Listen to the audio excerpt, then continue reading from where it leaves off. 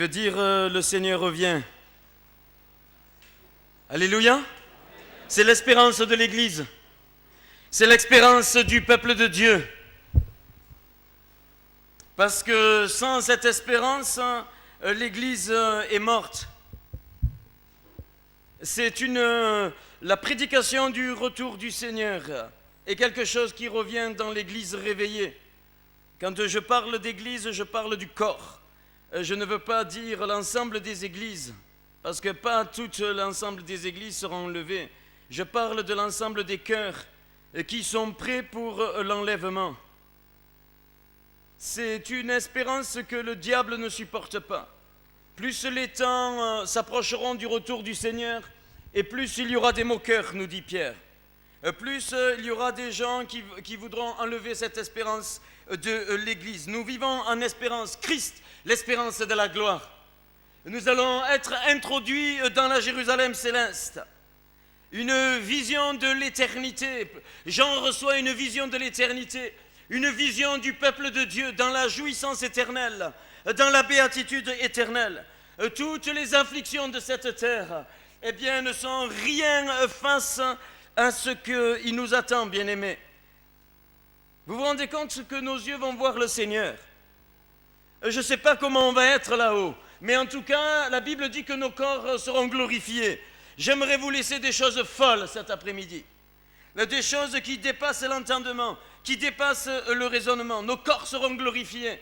Lors de l'enlèvement, nous défierons les lois de la gravitation. C'est-à-dire que nous, les vivants restés, dit Thessaloniciens, nous allons monter dans les airs à la rencontre du Seigneur.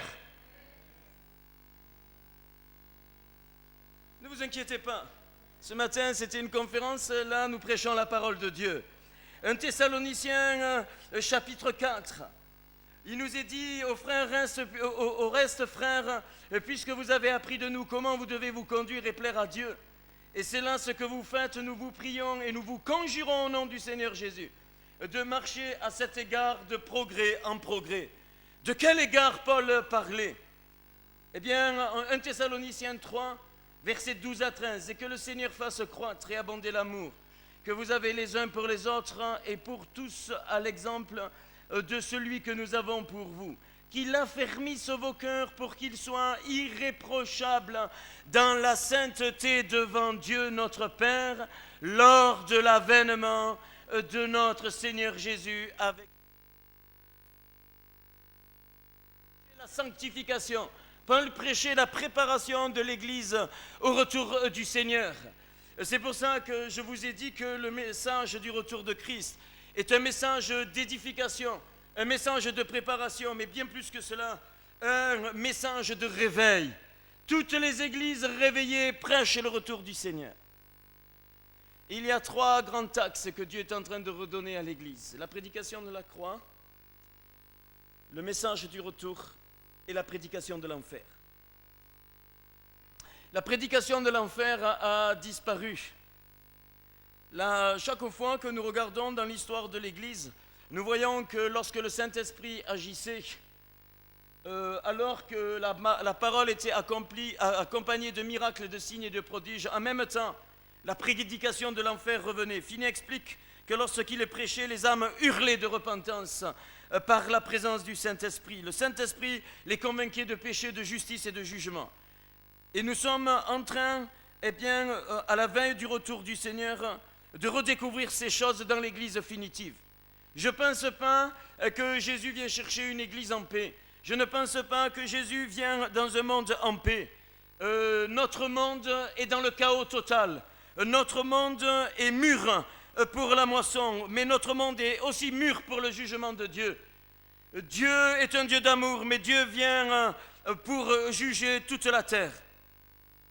Et Paul nous avertit clairement dans cette épître aux Thessaloniciens de nous préparer pour son retour. Dans l'évangile de Matthieu, j'espère que vous connaissez tous ce chapitre, Matthieu 24. Matthieu chapitre 24, Jésus nous décrit dans tout ce chapitre un peu quelques éléments au moment où il va revenir. C'est les disciples, ils sont assis sur la montagne, sur le mont des Oliviers. Au verset 3, Et il lui pose cette question, dis-nous quand cela arrivera-t-il? Il vient de dire que le Seigneur reviendra jusqu'à ce que,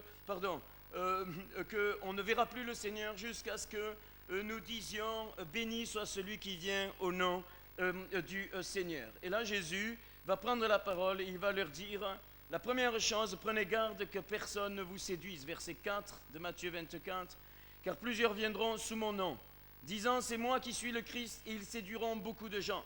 Vous entendrez parler de guerre et de bruit de guerre, gardez-vous d'être troublés, car il faut que ces choses arrivent, mais ce ne sera pas encore la fin. Une nation s'élèvera contre une nation, un royaume contre un royaume, et il y aura en divers lieux des famines et des tremblements de terre. Tout cela ne sera que le commencement des douleurs. Alors on vous livrera au tourment, et l'on vous fera mourir, et vous serez haïs de toutes les nations à cause de mon nom. Plusieurs faux prophètes, verset 11, s'élèveront, et ils séduiront beaucoup de gens. Et parce que l'iniquité se sera accrue, l'amour du plus grand nombre se refroidira, mais celui qui persévérera jusqu'à la fin sera sauvé. Cette bonne nouvelle du royaume sera prêchée dans le monde entier. Des faux prophètes, des faux Christ.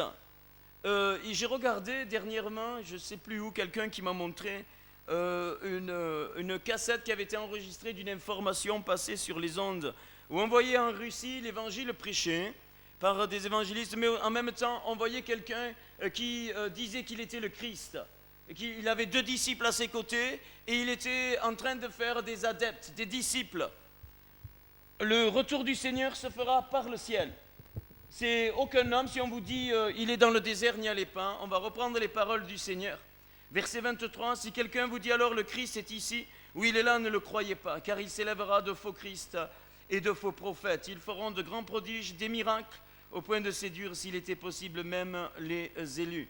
Voici, je vous l'ai annoncé d'avance, si donc on vous dit il est dans le désert, n'y allez pas, il est dans les chambres, ne le croyez pas, car comme l'éclair part de l'Orient et se montre jusqu'en Occident, ainsi sera l'avènement du Fils de l'homme. Voilà, le Seigneur revient par le ciel.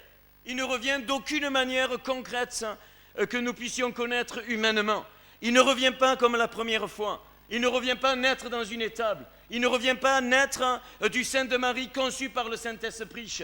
Le Saint-Esprit va concevoir Jésus dans le sein de Marie. Le père adoptif Joseph va accepter cet enfant, mais il a été conçu par le Saint-Esprit. C'est-à-dire que Marie a été ensemencée par le Saint-Esprit. L'Église du temps de la fin, si elle n'est pas ensemencée par le Saint-Esprit, elle ira vers les faux prophètes et vers les faux docteurs. Le fruit de l'Esprit, c'est Jésus. La Bible dans Galates me parle du fruit de l'Esprit. Et les 9 caractéristiques du fruit de l'Esprit, ce sont les fruits de l'Esprit. L'amour, la paix, la joie, ce n'est pas mon thème. Mais il faut bien comprendre que cette Église du temps de la fin, si elle n'est pas ensemencée par le Saint-Esprit, eh bien, elle va se laisser entraîner par les faux prophètes, les fausses prédications, les faux docteurs, les faux apôtres qui se lèveront de plus en plus dans ces temps de la fin. Voici, je vous l'ai annoncé, dit le Seigneur d'avance au verset 25. Comme l'éclair part de l'Orient et se montre en Occident. Ça sera aussi foudroyant et aussi soudain qu'un éclair. On n'aura pas le temps de dire « ouf, le Seigneur sera là ». C'est pour ça que, eh bien, depuis que l'Évangile a été prêché, depuis que la Bible a été donnée dans son complet, il y a 2000 ans, eh bien, tous les hommes de Dieu prêchaient le retour imminent du Seigneur, même si certains sont morts et que le Seigneur n'est pas encore revenu. Et ça sera tout est paix, sûreté, et même l'Église va s'endormir. Rappelez-vous la parabole des 10 vierges, 5 qui sont laissées, 5 qui sont prises. Je crois que je ne vais pas vous enseigner là-dessus, vous connaissez ces choses-là. Verset 29, aussitôt après ces jours de détresse, le soleil s'obscurcira, la lune ne donnera plus sa lumière, les étoiles tomberont du ciel et les puissances des cieux seront ébranlées. Alors le signe du Fils de l'homme paraîtra dans le ciel, toutes les tribus de la terre se lamenteront et elles verront le Fils de l'homme venant sur les nuées du ciel avec puissance et une grande gloire. Il enverra ses anges avec la trompette retentissante et ils rassembleront ses élus des 4 vents d'une extrémité des cieux à l'autre. Ça, c'est ce que la Bible nous présente et nous voyons qu'il y a 2 choses différentes. Il y a d'abord l'avènement du Fils de l'homme qui va se montrer comme un éclair. Après l'avènement des jours de détresse, le soleil qui s'obscurcit, la lune qui ne donne plus sa lumière. Et le deuxième point dans le retour du Seigneur, c'est le signe du Fils de l'homme qui paraît dans le ciel. Toutes les tribus de la terre se l'amènent. Donc il y a l'avènement du Fils de l'homme, c'est-à-dire ce Seigneur glorieux qui arrive dans le ciel, un temps de détresse sur la terre, et après ce temps de détresse, il y a le retour concret, c'est-à-dire il y a le Fils de l'homme qui vient avec tous ses saints. Alors, l'Apocalypse me présente, j'aime bien le livre de l'Apocalypse. Il n'y a pas que le livre de l'Apocalypse dans la Bible, heureusement, mais j'aime bien le livre de l'Apocalypse parce qu'il nous présente certaines particularités. Apocalypse 19, verset 7, il nous est dit de nous réjouir, soyons dans l'allégresse, et donnons-lui gloire au verset 7. Car les noces de l'agneau sont venues, son épouse s'est préparée. L'épouse de Christ s'est préparée. L'Église doit se préparer. Elle ne doit pas préparer le monde. Lorsque Jésus est venu dans l'Empire romain, il n'a pas changé quoi que ce soit dans l'Empire romain. Il est venu montrer autre chose que ce qu'il y avait dans l'esprit du monde. Il est venu montrer la vie. Il est venu montrer la vie du Père. Il est venu montrer l'amour. Il a été la lumière dans ce monde enténébré. Il n'a pas changé le monde romain. Et le Seigneur ne nous demande pas en tant qu'Église de changer le monde. Que Dieu nous demande de prendre des territoires, ok. Que Dieu nous demande de prendre les territoires spirituels, ok. Ça, c'est la part de l'Église. C'est le combat de l'Église par le Saint-Esprit. Mais le Seigneur ne nous a jamais dit d'aller changer les choses dans le monde. Et le monde ira de plus en plus mal, que vous le vouliez, que vous ne le vouliez pas. Jésus ne revient pas dans un monde de paix. Jésus ne revient pas dans un monde où tout ira bien. Jésus revient dans un monde de chaos. C'est là qu'il vient chercher ses enfants, qu'il vient chercher son église. Les noces de l'agneau sont venues, son épouse s'est préparée. Et comment elle s'est préparée, cette épouse? Eh bien, il lui a été donné de se revêtir d'un fin lin éclatant, pur, car le fin lin, ce sont les œuvres justes des saints. C'est-à-dire que l'Église, nos cœurs, nos vies, ne seront pas revêtus des œuvres religieuses, ne seront pas revêtus des œuvres que nous avons faites pour le Seigneur. Nous serons revêtus des œuvres justes des saints, c'est-à-dire les œuvres qui sont aux yeux de Dieu justes, les œuvres qu'il a commandées d'avance pour nous, dans lesquelles nous devons rentrer, ces œuvres, nous devons rentrer dans les œuvres qu'il nous a commandées et non pas dans les œuvres que nous voulons faire pour lui. L'ange dit, écris heureux ceux qui sont appelés au festin des noces de l'agneau. Puis il me dit, ces paroles sont les véritables paroles de Dieu. Il y a un appel au festin des noces de l'agneau. Et pas tout le monde est marqué du sceau pour participer aux noces de l'agneau. Pas tout le monde ne sera enlevé lorsque le Seigneur va revenir. La Bible dit dans 1 Thessaloniciens 4 que les morts en Christ ressusciteront premièrement. Ok. Et les vivants qui seront restés là, une partie seulement sera enlevée. Et certains chrétiens seront gardés pour la deuxième résurrection. Certains chrétiens, la Bible est claire là-dessus, seront gardés pour la grande tribulation, non pas permis par Dieu, parce que Dieu veut que tout le monde participe à l'enlèvement, à la première résurrection, mais pense que quelque part dans leur cœur, ils ne seront pas restés sur le seul fondement qui est Jésus-Christ. 1 Corinthiens 3. Si ce soir il y a d'autres fondements dans ton cœur, tu peux les écarter. Il y a 2 mois, alors qu'on était en réunion de prière, j'ai eu une vision. Dans sa grâce, Dieu donne des visions, des songes. Et j'ai vu la terre comme une pierre, toute ronde. Et de cette pierre s'échappaient des parties qui montaient comme des montagnes, mais en forme de cheminée. Et ces cheminées avaient été constituées de la même pierre que la terre. C'était tout d'un bloc. Cette terre, la vision de cette terre ronde, et avec donc des espèces de colonnes qui montaient de plus en plus serrées. Et au fur et à mesure que le temps passait, je voyais ces colonnes diminuer. Et sur la base des colonnes, je voyais l'église des frères et sœurs qui se tenaient. Et la base devenant de plus en plus serrée, ils se regroupaient dans l'amour, ils se regroupaient dans le soutien, ils se regroupaient dans la parole, Et c'est les chrétiens qui ont pris pour fondement Jésus-Christ, qui n'ont pas pris des mouvements d'église, qui n'ont pas pris des mouvements religieux, qui n'ont pas dit « moi je suis de Paul, d'Apollon », suivant Corinthiens 3, mais qui restent appuyés sur Jésus-Christ, le seul fondement. Et la norme révélée de Jésus-Christ, c'est la parole. Les chrétiens qui restent ancrés dans la parole de Dieu. Et au fur et à mesure que ça se serrait, je voyais certains chrétiens qui sortaient au fur et à mesure, qui sortaient de leur appui et qui glissaient. Certains essayaient de se retenir, ils glissaient parce qu'ils ne pouvaient plus, le chemin devenait de plus en plus étroit. Et le Seigneur disait à mon cœur clairement, ceux que je viens chercher, Christian, auront ma nature, la nature de la parole. Je ne viens chercher l'église qui a ma nature. L'église qui n'a pas la nature de Christ sera laissée. Jésus ne vient chercher que celle qui lui ressemble. Rappelez-vous lorsque le Seigneur en Éden a extrait du cœur d'Adam Ève.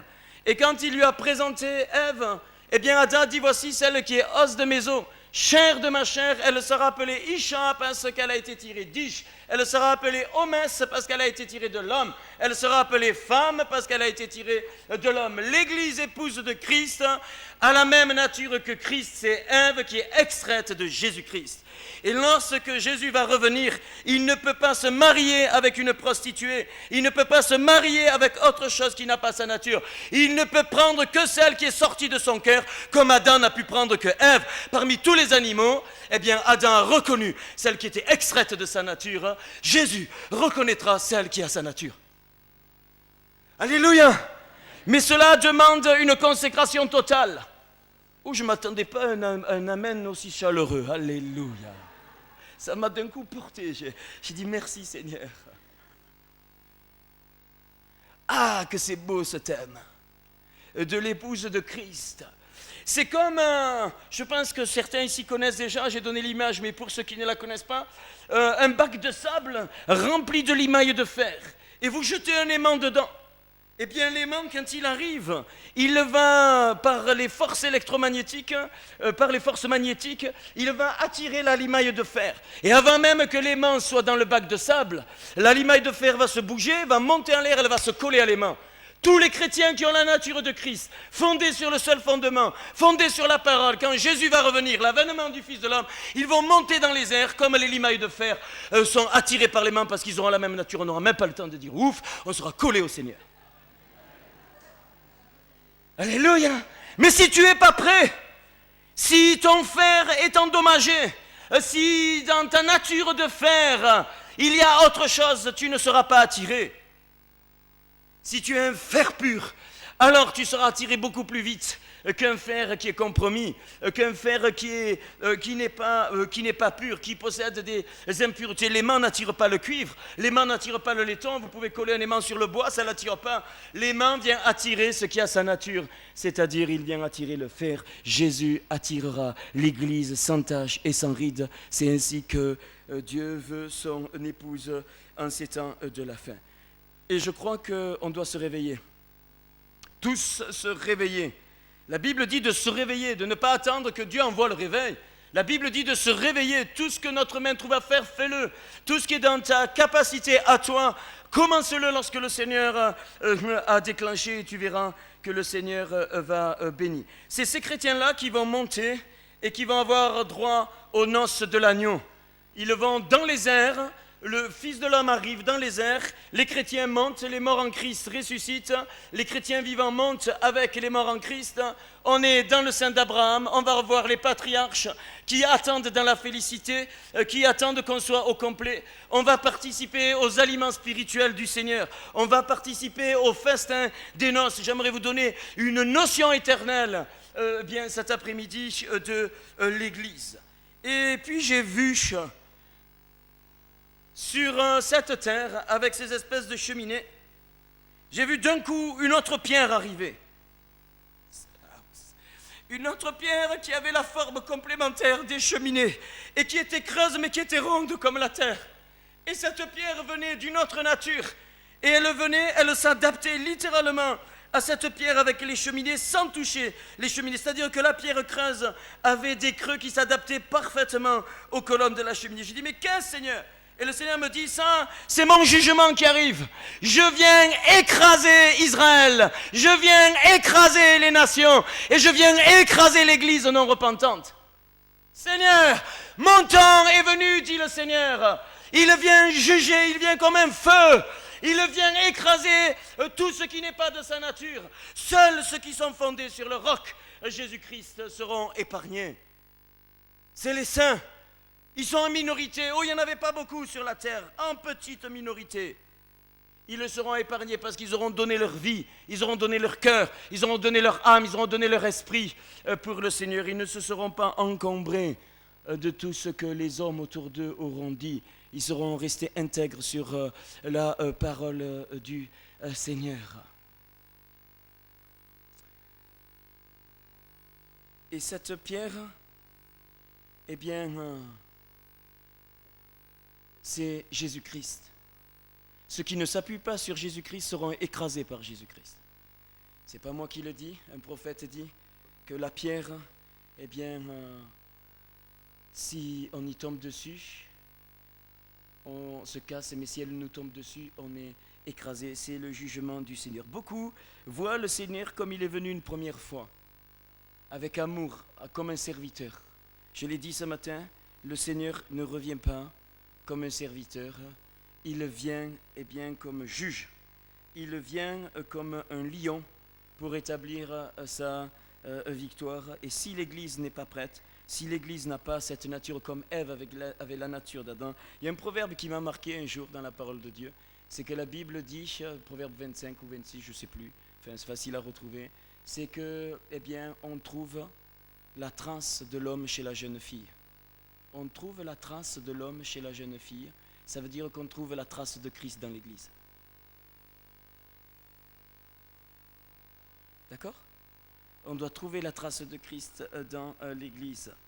Et le message de Dieu, c'est d'être de sa nature. La nature de notre Seigneur, totalement, sans rien enlever de la nature de notre Seigneur. Et le Saint-Esprit nous conduira de plus en plus dans les vérités de la parole. Sanctifie-les par ta parole est la vérité, Jean 17, 17. Plus tu t'approches du Seigneur, plus la nature de Christ se développe en toi, plus tu as soif de la parole. Plus tu as soif d'obéir à cette écriture, plus tu découvres les splendeurs de notre Seigneur. Et nous sommes d'autant plus responsables avec ce que nous avons entendu ce matin et ce que nous entendrons demain matin sur les messages codés de la Bible et sur la perfection de la construction de l'écriture. Face à ça, je dis qu'il faut être fou pour refuser la volonté de Dieu. Face à ça, je dis qu'il faut être fou pour refuser le salut de Dieu. Je dis qu'il faut être fou pour ne pas se laisser sanctifier par notre Seigneur. Il faut être fou pour entrer en désobéissance et pour asseoir notre moi au lieu de laisser le Seigneur régner. Parce que si Dieu donne ces révélations scientifiques au niveau de la Bible, c'est parce que son retour est très proche. Quel est le moment du retour du Seigneur ? On ne le connaît pas. Jésus dit dans Matthieu 24, personne ne sait, Matthieu 24, versets 32 à 44, personne ne sait ni le jour ni l'heure. Il nous donne un signe que personne ne vous séduise d'aucune manière. On l'a vu, chapitre 24, versets 4 à 5. Jésus fait suivre Matthieu 24, finit Matthieu 24 par le maître qui tarde à venir. Pour nous, c'est clair. Nous savons que le maître tarde à venir. Nous savons que Jésus tarde à venir. Pourquoi ? Parce qu'il veut que le plus grand nombre soit sauvé. Pierre nous le rappelle. Le Seigneur patiente dans son amour. Il attend aussi que l'Église se sanctifie. Il attend que l'Église regarde à lui, que l'Église rentre en obéissance de la parole. Ce soir, j'ai déjà sur le cœur, ce soir je prêcherai sur la souillure du temple. Comment le Seigneur nous prépare en ces temps de la fin. Le Seigneur vient bientôt, il le dit, je viens bientôt. C'est-à-dire que je vais venir soudainement, d'un coup. Soyez sur vos gardes, je vous ai tout annoncé. Matthieu 24, des versets 23 à 28. Quelques signes du retour du Seigneur. D'abord, premier point, l'apostasie finale. Séduction par l'erreur, apostasie des masses, syncrétisme religieux dans le monde entier. Ça, les faux Christ et faux prophètes, et deux choses très importantes seront complètement abandonnées plus le Seigneur s'approche. L'amour et la foi. Voilà pourquoi dans Apocalypse, un peu plus loin après les noces de l'agneau, le Seigneur se déclare comme fidèle et véritable. Celui qui garde la foi et la vérité. Celui qui garde la foi en Dieu et la vérité de la parole. Dans Matthieu 24, nous avons lu, parce que l'iniquité se sera accrue, l'amour du plus grand nombre se refroidira, c'est-à-dire l'abandon des commandements se refroidira, l'abandon de la Torah se refroidira, l'abandon de la parole se refroidira. Et un autre passage, Jésus dit, quand je reviendrai sur la terre, est-ce que je trouverai la foi encore ? Est-ce que je trouverai la foi ? C'est les deux éléments qui doivent être des signes pour nous. La foi en Dieu, la réelle foi, et la vérité, l'amour de la parole. C'est deux choses qui vont diminuer dans l'ensemble de l'Église. Ensemble des corps religieux, ensemble des chrétiens nés de Dieu. Vous verrez de plus en plus autour de vous, de vos propres frères et sœurs diminuer dans l'amour et dans la foi. Et il faut qu'il y en ait 5 qui s'endorment et 5 qui soient endormis mais remplis de l'huile du Saint-Esprit. L'apostasie des masses. Il y aura de plus en plus des signes au niveau de la guerre. 24, versets 6 à 7. La dernière guerre, je pense, sera universelle et sera très, très, très meurtrière. Guerre d'Armageddon, qui est décrite dans l'Apocalypse. Et je crois que c'est une perspective d'une guerre atomique. Au-dessus de toute liberté, il y a une puissance qui dispose des événements, en donnant à chaque œuvre sa rétribution, c'est clair. Mais la liberté et l'ordre, écoutez bien, la liberté et l'ordre sont réunis en cette autorité. C'est-à-dire cette autorité qui dispose des événements, qui nous présente, même dans la structure numérique de la Bible, plusieurs avenirs, plusieurs futurs. Ce qui est remarquable dans ce que nous trouvons, c'est pour ça que ce n'est pas de la divination, c'est que Dieu a prévu tous les plans et ils sont inscrits dans le livre de vie. Tous les plans pour ta vie, tous les plans pour l'humanité, tous les plans pour les hommes et les femmes, tous les plans pour l'histoire humaine. Il y en a plusieurs dans le Seigneur. Et suivant notre liberté, nous choisissons. Oh, que c'est remarquable, parce que Dieu nous a construits à son image. Je peux sauter, je peux marcher, je peux chanter, je peux parler, je peux tuer, je peux aimer. Dieu me laisse libre. Dieu a inscrit tous les plans. Il avait inscrit dans le jardin d'Éden qu'il y avait possibilité de la chute, mais il avait aussi inscrit que la chute peut-être n'avait pas lieu. S'il n'y avait pas eu la chute, nous ne serions pas à Mâcon cet après-midi. Nous serions en train de louer peut-être à l'éternité le Seigneur. Donc notre Seigneur, ce n'est pas une prédestination marquée au sens oriental. Prédestiné, de toute façon, il doit arriver ça. C'est pas ça du tout. Voilà les plans, voilà les chemins. Tu as 2 chemins en gros, dit la Bible. Un chemin de vie, un chemin de mort choisi. Le chemin de vie afin que tu vives, mais si tu choisis le chemin de mort, alors tu vas mourir. Voilà pourquoi l'homme est libre, tout en ayant la toute science à notre disposition et l'omnipotence et l'éternité de notre Dieu. Donc la liberté et l'ordre, liberté et ordre, 2 choses presque paradoxales, sont réunies en cette autorité. Sans cette autorité, la liberté n'engendrerait que le chaos. Si la liberté c'était faire ce que je veux, alors il n'y aurait que chaos à côté de l'absence de l'ordre, et alors eh bien, cet ordre ne serait plus en osmose avec la liberté, cet ordre deviendrait une contrainte. Et ça, il faut bien le comprendre. Cette autorité est le fondement de la vie et de l'unité dans le Saint-Esprit. Hors de l'autorité de Jésus, il n'y a pas de vie et d'unité dans le Saint-Esprit. Eh bien, cette mystérieuse puissance, on l'a compris, c'est dans le cœur de Dieu. C'est la justice incarnée dans la personne de Dieu. La justice de Dieu, le juge qui a pouvoir de vie et de mort, sur ma vie. Et quand c'est le temps de passer de l'autre côté, il faut passer de l'autre côté. Et si nous ne voulons pas passer de l'autre côté, alors Dieu peut, déplacer son bras. C'est ce qui est arrivé à Ézéchias. Il a tellement prié que Dieu dit « Ok, je t'accorde encore quelques années ». Mais ce qu'il n'avait pas vu, c'est que pendant cette période-là, Manassé va naître et Manassé va introduire l'idolâtrie dans le peuple de Dieu. Mon frère, ma sœur, ne résiste pas à la volonté de Dieu pour ta vie, même si le Seigneur doit te reprendre ce soir. Cela marche avec la miséricorde. Et je crois qu'il faut regarder ce que Dieu permet au niveau de la guerre et aux atrocités. Ce n'est pas Dieu qui les envoie.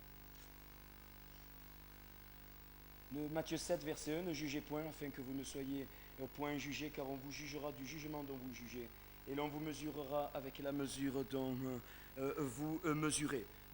L'homme, l'humanité, en tout cas c'est ce que j'ai sur le cœur, prépare son propre jugement. Aujourd'hui, les missiles intercontinentaux vont à 8 km à la seconde.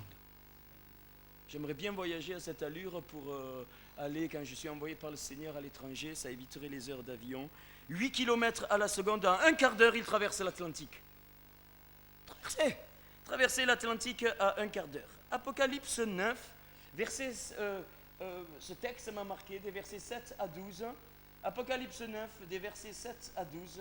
Il nous est parlé de sauterelles qui ressemblaient à des chevaux préparés pour le combat. Il y avait sur leur tête comme une couronne semblable à de l'or, et leur visage était comme un visage d'homme. Elles avaient des cheveux comme des cheveux de femme, et leurs dents étaient comme des dents de lion. Elles avaient des cuirasses comme des cuirasses de fer, et le bruit de leurs ailes était comme un bruit de char à plusieurs chevaux qui courent au combat. Elles avaient des queues armées de dards, comme les scorpions, et c'est dans leur queue qu'était le pouvoir de faire du mal aux hommes pendant 5 mois. Elles avaient sur elles comme roi l'ange de l'abîme, nommé en hébreu Abaddon et en grec Apollyon. Les deux mots, Abaddon et Apollyon, sortent dans le texte de Genèse où il y a le meurtre de Dinah, où il y a beaucoup de mots de mort, de crimes, de mal. Et bien là, tous les noms de Satan sortent dans ce texte, croisés par multiples de 111 et en particulier 666, et vous trouvez Abaddon, un des noms de Satan. Ici, c'est Satan, l'ange de l'abîme, et en grec Apollyon. Le premier malheur est passé. Voici, il vient encore 2 malheurs après cela. La silhouette de ces sauterelles, je vous donne quelques lumières, mais je n'en fais pas un point de doctrine, mais je pense que ça va ouvrir certaines choses. Leurs silhouettes, elles sont en forme de tronc, d'ailes, leur allure raide, reflets métalliques, leur maintient le mouvement en vol aux sauterelles, confère à ces bestioles, eh bien, plus qu'à notre animal volant, une ressemblance avec les avions. Je ne dis pas que ce sont des avions, mais je dis que ce sont des objets créés par l'homme qui sont ici représentés par des sauterelles.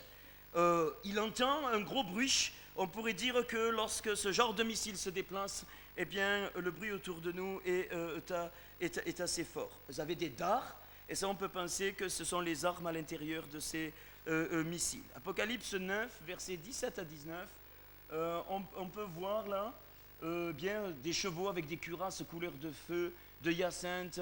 Des chevaux étaient comme des têtes de lion, et de leur bouche il sortait du feu, de la fumée, du soufre. Le tiers des hommes fut tué par ces 3 fléaux, par le feu, par la fumée et par le soufre qui sortait de leur bouche. Caractéristique des blindés nucléaires et des blindés équipés pour les armes nucléaires. Je vous donne cela parce que c'est actuel. Et vous savez que tous les pays aujourd'hui, malgré qu'on parle du désarmement nucléaire, sont de plus en plus équipés secrètement au niveau de la puissance nucléaire. Il y a déjà de quoi détruire 40 fois notre planète en armes nucléaires. Vous savez ça? C'est-à-dire que l'homme a accumulé sur la Terre de quoi détruire 40 planètes Terre.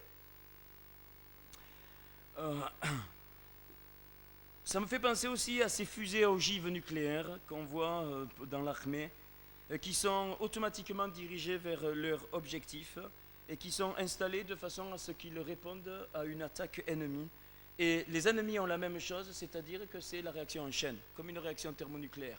C'est comme si vous avez un ensemble sur une table de claquettes à souris avec des balles de ping-pong. Vous en jetez une, elle fait monter une autre balle, les 2 autres, elles en font tomber 4, les 4, 8, les 8, 16, les 16, 32, et ainsi de suite, ça augmente à la puissance.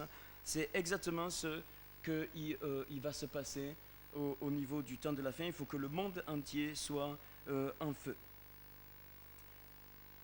Apocalypse 9, versets 1 à 6. Apocalypse 9, versets 1 à 6, il nous est parlé du 5e ange qui sonne de la trompette. Et je vis une étoile qui était tombée du ciel sur la terre. La clé du puits de l'abîme lui fut donnée. Elle ouvrit le puits de l'abîme. C'est de suite des sauterelles sortirent de la fumée et se répandirent. Un pouvoir comme le pouvoir qu'ont les scorpions de la terre.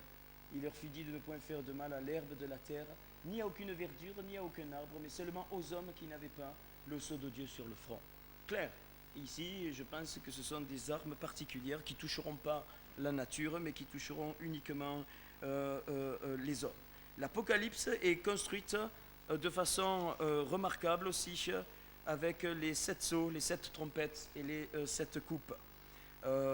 Les 7 sceaux sont présentés, vous avez 3 d'ailleurs, 7 sceaux, 7 trompettes, 7 coupes, les 3 7 qui marquent la sainteté, mais au 7e, il y en a un qui s'ouvre, c'est-à-dire que vous avez derrière le jugement avec les 3 6. C'est-à-dire que vous avez les 6 sceaux, au 7e sceau, vous avez les 7 trompettes. Vous avez les 6 trompettes, à la 7e trompette, vous avez les 6 coupes. Et vous retrouvez qu'à chaque 7, le jugement d'un 666, 3 fois 6, 6 sceaux, 6 trompettes, 6 coupes, mais en même temps, l'appel à la sainteté de Dieu par le 7e sceau, la 7e trompette et la 7e coupe. C'est au moment où il y a la 7e coupe que la fin sera là. C'est donc imbriqué les uns dans les autres. Ça, c'est au niveau de la guerre. Je pense que là, je voudrais juste vous donner quelques éléments. Sur les 4 premières coupes, sont des jugements immédiats et touchent toute la nature. Mais la 5e coupe est une conséquence d'une guerre stratégique. C'est clair, aérienne contre des gouvernements, des autorités. Et la 6e coupe est une humanité dépouillée de sa dignité de servir la volonté de Dieu. C'est très clair, au tout dernier moment, l'homme sera dépouillé de la dignité de servir son Seigneur. Le Seigneur continue, il nous dit qu'il y aura des signes, des guerres, mais aussi la famine, la peste.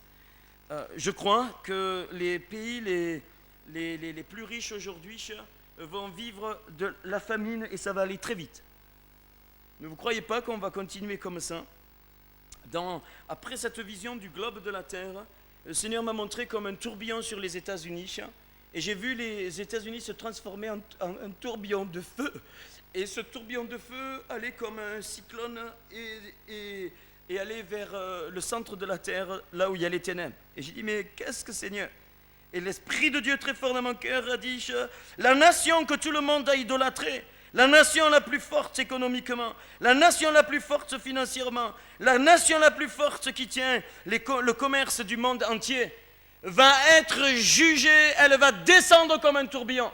Famine, de misère vont s'abattre sur les États-Unis. L'économie des États-Unis vont être détruite. Les finances des États-Unis vont plonger. Tout le commerce des États-Unis va plonger parce qu'il va être jugé par Dieu. Dieu va permettre le jugement pour ébranler le monde entier. Et derrière, je voyais toutes les nations qui étaient prises dans cet entonnoir, absolument toutes, suivre le jugement de cette nation. Ça ne veut pas dire que Dieu ne va plus sauver, ça veut dire que le Seigneur va permettre que tous nos fondements soient littéralement ébranlés, que nous perdions toutes nos sécurités, qu'elles soient financières, économiques et autres, afin que certains crient vers lui, afin que dans les ténèbres, d'autres voient. Et l'Église doit se tenir prête à vivre ces choses. Parce que lorsque le Seigneur va revenir, ces choses-là vont de plus en plus s'accentuer. Il y aura des persécutions religieuses. Clair, des gens qui, au nom de Dieu, qui tueront les saints du Seigneur. C'est les martyrs de l'Apocalypse. Il y aura aussi cette bonne nouvelle, la diffusion universelle de l'Évangile. Jésus le dit, il faut que l'Évangile soit propagé. Donc attendez-vous à être utilisé par le Seigneur.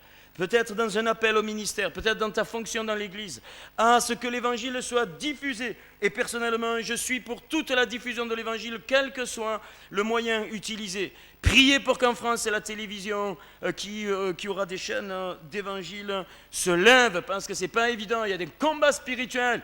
C'est les temps, c'est les signes. Il y a 3500 satellites autour de la Terre. Alors au lieu d'envoyer des orgies démoniaques, ces satellites, c'est bien quand même qu'ils envoient un petit peu l'évangile répandu sur la Terre. C'est-à-dire, vous prêcherez ici cet après-midi, et par le principe des satellites, si c'est filmé, ça sera reproduit sur le globe entier avec les traductions. Il faut que l'évangile, premièrement, juste avant le retour du Seigneur, soit répandu sur toute la Terre. Tous les éléments techniques y sont. Vous ouvrez les yeux, c'est clair. La télévision déjà est partout dans les foyers. Vous allez dans les pays les plus pauvres, il y a des antennes partout. Même sur les huttes en Afrique, chez les aborigènes d'Australie, il y a des antennes, ils reçoivent la télévision. C'est clair. Les signes des temps sont là. Nul ne connaît ni l'heure ni le jour, mais Jésus a dit, quand on verra que le figuier, eh bien les branches du figuier sont tendres, c'est-à-dire mûres, alors relevez la tête. Les richesses deviendront de plus en plus inégales. Certains s'enrichiront très fortement et se feront lier par les richesses, et d'autres s'appauvriront de plus en plus. Nécessité d'un gouvernement universel. Le réseau Internet prépare cela de façon remarquable. Déjà dans le monde entier, c'est incroyable. Je suis allé partout avec le réseau Internet. Je suis allé à Jérusalem, je suis allé à New York, je suis allé au Canada, en Norvège, partout en Afrique, partout dans tous les pays où il y a des sites. Tous les pays, maintenant vous êtes dans votre bureau et vous accédez dans le monde entier à l'information importante par le réseau Internet. Si vous avez un ordinateur chez vous et que vous payez pour accéder au réseau Internet, vous allez faire comme moi. Et je l'ai dit ce matin, j'ai trouvé le meilleur et j'ai trouvé le pire sur plusieurs sites. Les nécessités de gouvernement universel. L'Europe est un signe où on tend vers cette uniformisation des choses, uniformisation de la monnaie, préparation des pays à ne plus être en guerre, en Europe il n'y aura plus de guerre, c'est clair, c'est net, c'est précis. Pourquoi? Parce que Dieu permet que des puissances démoniaques sur les territoires soient enlevées et elles se répandent plus sur les continents. Et un jour, et ça peut aller très très vite vu l'évolution, un jour on parlera d'un gouvernement mondial qui voudra établir une finance mondiale, une monnaie commune mondiale où il n'y aura plus de barrières, tout est paix, tout est égaux, les hommes ne sont plus inégaux, paix et sûreté sur le monde entier. Et ça va aller très vite avec le réseau d'information que nous avons. Ne croyez pas que ça va attendre des siècles, pas du tout. Ça, en quelques années, un gouvernement universel peut être établi. Vous savez qu'à l'heure actuelle, en France, dans la francophonie, on est en train de préparer les gens à ne plus avoir le principe des chèques, le principe de la monnaie, de l'argent liquide. Là, on peut encore retirer de l'argent liquide, payer en liquide. Mais déjà, vous ne pouvez même plus recevoir un salaire depuis des années. On est au courant si vous n'avez pas un compte chez vous. Aujourd'hui en France, on vous oblige à avoir un compte courant. Pourquoi? Pour qu'on puisse vous verser le salaire. C'était une préparation maintenant, bientôt, je ne sais pas quand, mais ça se prépare. Vous n'avez qu'à discuter avec des banquiers, des directeurs de banque, ils vous diront que le but c'est de supprimer le principe des chèques et de l'argent liquide et de garder pour le moment que la carte bleue. Et de la carte bleue à l'incrustation des codes informatiques sur l'homme, il n'y a pas grand-chose à faire. Vous connaissez tous, je pense que vous avez eu les documents sur la microchip. Elle n'a même pas la taille d'un cheveu, vous ne la voyez pas. On vous l'implante, ça a quelques microns d'épaisseur, même pas 1 millimètre de longueur. Et le meilleur endroit, il a été montré le meilleur endroit pour cette mini-puce, on peut l'appeler comme ça, ce qu'on appelle une microchip, c'est sur le front ou sur la main. Vous savez pourquoi? Parce que c'est là que la température du corps est la mieux adaptée pour régénérer les piles qui se régénèrent uniquement avec la chaleur. Et le meilleur endroit pour régénérer les piles, c'est le front et la main. Qu'est-ce que dit l'Apocalypse? Qu'est-ce que dit le prophète Daniel? Une marque sur le front et sur la main, sans laquelle nul ne pourra ni acheter ni vendre. Frères et sœurs, les temps sont proches. Et ne croyez pas que ça va durer des années. Bientôt, les cartes bleues et après la carte bleue. Mais monsieur, voyons, c'est bien plus pratique d'avoir votre code de carte bleue et toutes les informations sur votre peau. Nul ne peut vous la voler, vous ne pouvez pas la perdre, c'est tellement pratique. Les magasins vont être, après le passage des codes barres, les mêmes codes barres peuvent être mis sur les produits. Ça, c'est pas un problème. Votre produit va passer, vous allez payer avec votre carte. Il n'y aura plus besoin, plus d'argent, plus de chèques. Vous mettez votre carte, elle lira de suite votre compte en banque, si vous pouvez prendre ou pas. Si vous ne pouvez pas, vous mettrez la main, glonk, et là, ça défalquera votre salaire qui a été enregistré sur vos informations. Ces puces peuvent contenir des milliards d'informations. Votre nom, votre adresse, votre âge, quand vous êtes né, vos parents, d'où vous venez, tout, absolument tout, votre groupe sanguin, vos maladies que vous avez eues, vos stages à l'hôpital, des milliards d'informations, une vie. Vous pouvez écrire une vie entière sur ce genre de microchip. Regardez le principe de cette dictature mondiale avec le principe des satellites. Quand vous avez une marque sur cette marque informatique sur votre corps, ou que vous vous déplaciez eh bien, comme les satellites balayent toute la surface de la Terre, on pourra savoir à tout instant, à toute seconde où vous êtes. On pourra savoir que le samedi 18 juillet, il y avait Christian Pellon qui était à Mâcon, le satellite, il est là, à tel endroit, vous dormez à tel hôtel. On est capable, avec les satellites d'aujourd'hui, de quadriller la Terre au centimètre carré près.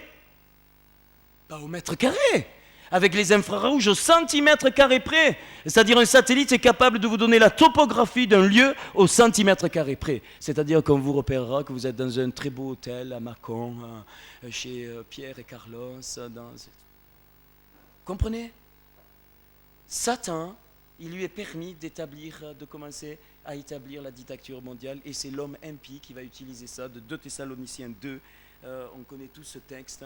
Il faut que le Saint-Esprit qui retient cet homme impie soit d'abord enlevé, c'est-à-dire l'Église enlevée, pour que ça va aller très vite, pour que cet homme va prendre la dictature mondiale.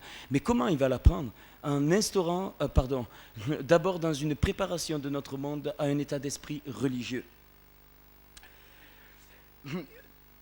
Quand les hommes diront paix et sûreté, j'y reviens pas. L'augmentation de la connaissance, prophète Daniel, nous l'avons vu ce matin, et aussi de la connaissance de la parole de Dieu. La connaissance dans le monde des hommes, la connaissance scientifique, dans toutes les sciences, mais aussi la connaissance de la parole de Dieu. Donc on doit se réjouir. Plus on verra la connaissance se développer, plus on saura que le Seigneur est proche. Israël est aussi un signe, vocation d'Israël, être témoin du peuple de Dieu. Le retour d'Israël en Palestine, qui a commencé déjà, c'est le temps d'angoisse de Jacob. Les Juifs vivent un temps d'angoisse.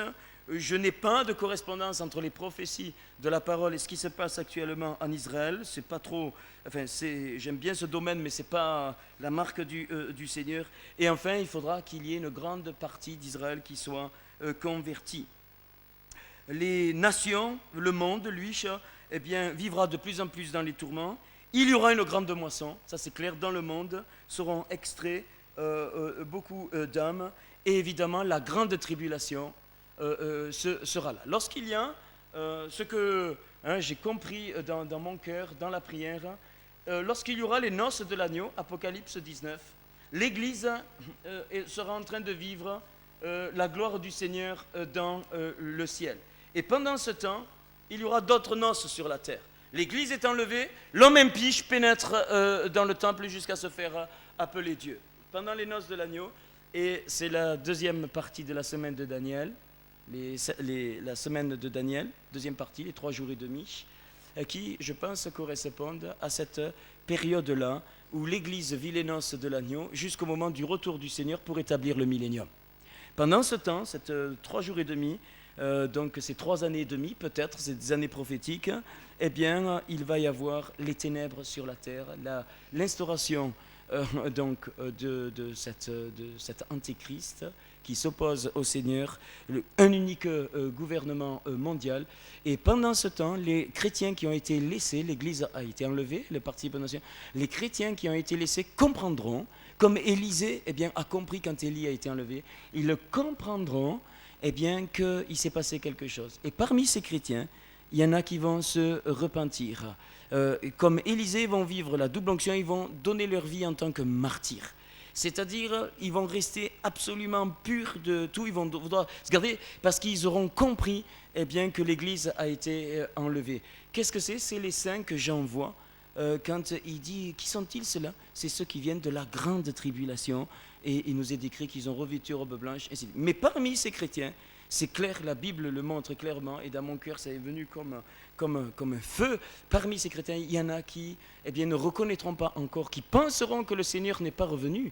Parce que ça va être dans le monde entier. Quand l'Église va être enlevée, paf, d'un coup dans le monde entier, on saura qu'il y aura des disparitions. Mais ça va être présenté de façon à ce que le monde ne se doute pas de la véracité de la parole, sauf ceux qui auront entendu. C'est pour ça qu'il faut prêcher le message du retour de Christ, avec la grande tribulation.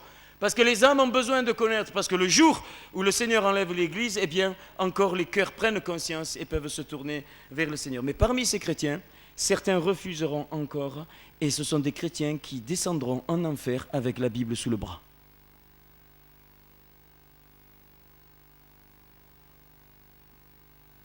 Il y a des chrétiens qui iront en enfer avec leur Bible sous le bras. Ah, ils connaîtront la parole.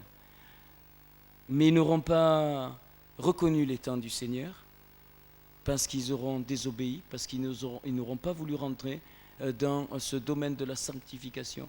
Ils n'auront pas voulu rentrer dans ce domaine de la mise à part totale. L'augmentation de la connaissance. Jean, à ce moment-là, voit le Seigneur. Il voit le Seigneur, fidèle et véritable, je ne vais pas y revenir, foi et la parole. Ses yeux étaient comme une flamme de feu. Est-ce que tu acceptes, Église, de te laisser lire par les yeux de feu du Seigneur? Est-ce que tu acceptes que ton intérieur soit lu par le regard perçant du Seigneur? Est-ce que tu acceptes ces 7 caractéristiques de l'Esprit de Dieu? Église, est-ce que tu acceptes d'être lu cet après-midi? Dans ta vie, dans ta famille, dans ton cœur? Est-ce que tu acceptes de te voir comme les yeux du Seigneur te voient? Avec le feu! Non pas comme toi, tu te vois, mais parce que le Seigneur, quand il va revenir, il va percer l'Église et rien ne pourra rester obscur face aux flammes de feu du Seigneur. Et les yeux du Seigneur sont représentés dans l'Apocalypse, même pour le message aux 7 églises, par les 7 esprits de Dieu. L'Esprit de l'Éternel, Ésaïe chapitre 11, reposera sur lui. C'est l'Esprit de Dieu. C'est l'Esprit de Dieu qui nous rend participants de la nature divine éternelle. 2 Pierre 1,4. L'Église a besoin désespérément d'être revêtue de l'Esprit de Dieu, d'être en contact avec l'Esprit de Dieu, d'être en contact avec la nature divine éternelle. 2 Pierre chapitre 1, verset 4. Reposera sur lui, et l'Esprit de l'Éternel doit reposer sur nous. L'Esprit de l'Éternel ne repose pas sur la chair. L'Esprit de l'Éternel repose dans des cœurs qui acceptent que la chair soit crucifiée et qui acceptent ce merveilleux verset, Galates chapitre 2, verset 20.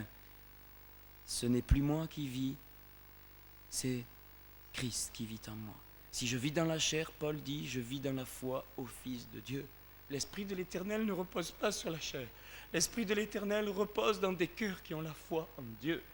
Et que même si c'est difficile, cette foi croit et sait que Jésus-Christ accomplira toute l'œuvre prévue par Dieu dans nos vies.